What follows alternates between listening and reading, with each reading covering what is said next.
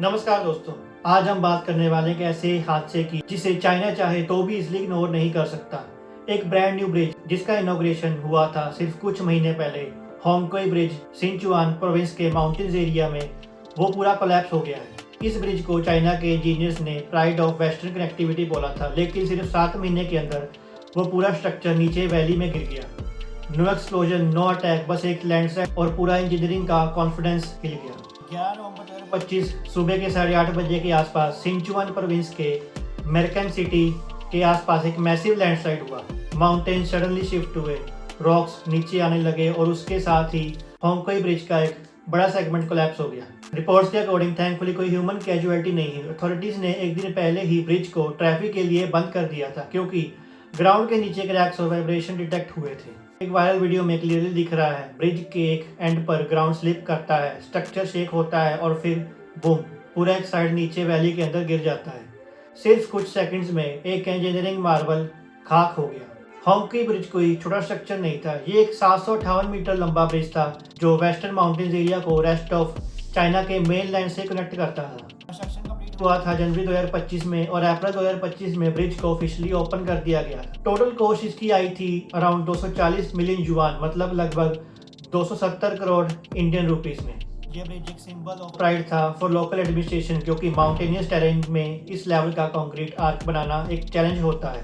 Chinese media ने इसे modern engineering Marvel बोला था, लेकिन रियलिटी कुछ और थी। सिर्फ कुछ महीने बाद क्रैक शुरू हो गए और इंजीनियर्स ने ग्राउंड मूवमेंट नोटिस की। कुछ रिपोर्ट्स कह रहे हैं कि अंडरग्राउंड सॉइल प्रेशर और अनस्टेबल स्लोप्स को पहले ही आइडेंटिफाई किया गया था, लेकिन प्रोएक्टिव वर्क डिले हुआ।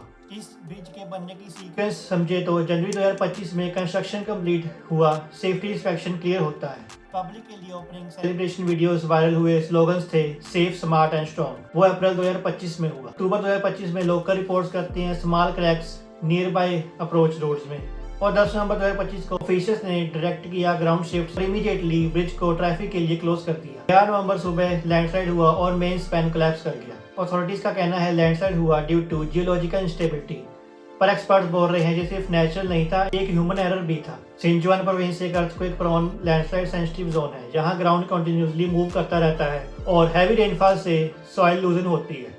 ऐसे एरिया में अगर डीप फाउंडेशन और स्लोप स्टेबलाइजेशन प्रॉपर ना हो, कोलैप्स ऑलमोस्ट गारंटेड होता है। एक इंजीनियर ने चाइनीज मीडिया को बोला, we built it fast but we didn't study the mountain deep enough, यानी स्पीड थी, सर्वे नहीं। और यही प्रॉब्लम है चाइना के इंफ्रास्ट्रक्चर रेस में। हर चीज वर्ल्ड रिकॉर्ड स्पीड से बन रही है पर सेफ्टी के लिए पेशेंस नहीं है। यही भी एक केस नहीं है। 2022 में गुइजाओ प्रोविंस में एक हाईवे टनल कोलैप्स हुआ था डिजाइन फ्लॉस के चलते। 2024 में गुआंगजी रीजन में एक ब्रिज के स्लोप पर सिमिलर लैंडस्लाइड हुआ और अब 2025 में होंगकी ब्रिज। चाइना अपने वेस्टर्न कनेक्टिविटी प्रोजेक्ट के जरिए हर जगह रोड्स और ब्रिजेस बना रहा है, लेकिन हर प्रोजेक्ट हर टेरेन के अकॉर्डिंग डिजाइन नहीं हो रहा। रिजल्ट ह्यूज फाइनेंशियल लॉस और ट्रस्ट डैमेज। चाइनीज गवर्नमेंट ने इमीडिएटली एक टेक्निकल इन्वेस्टिगेशन कमेटी बनाई है। ऑफिशियल स्टेटमेंट आया, no casualties, cause under investigation.